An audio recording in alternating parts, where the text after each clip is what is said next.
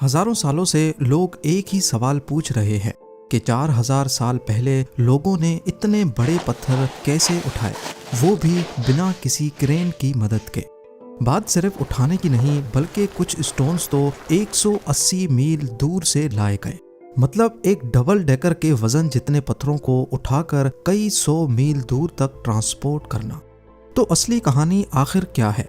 चलते हैं 2500 BC में, जब ना आयरन टूल्स थे, ना इंजीनियरिंग और ना ही कैलकुलेटर का कोई नामो निशान। फिर भी उन लोगों ने इतने भारी पत्थर 180 मील के फासले तक कैसे ट्रांसफर किए? इसके पीछे कई थ्योरीज हैं।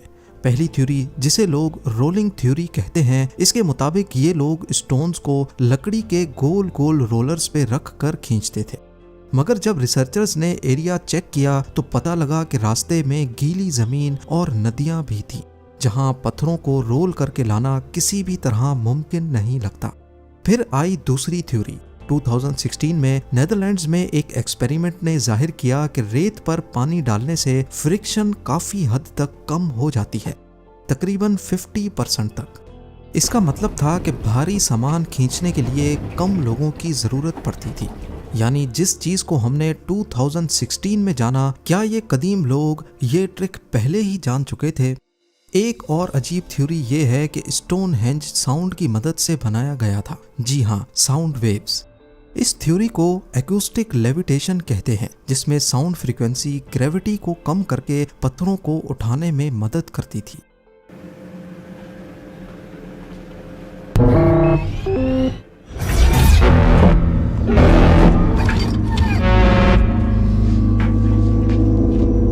ये थ्योरी भी बाद में गलत साबित हो गई, लेकिन फिर असल थ्योरी आखिर है क्या?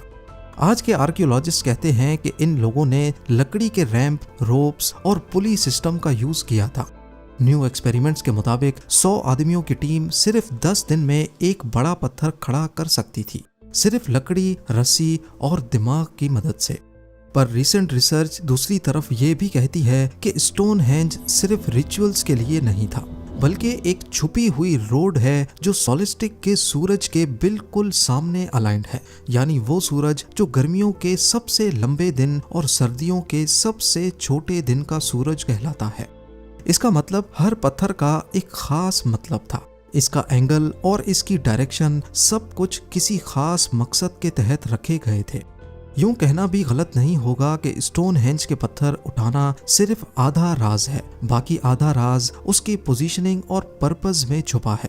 एक ऐसी साइंस इस्तेमाल की गई जो आज भी हम समझने की कोशिश कर रहे हैं।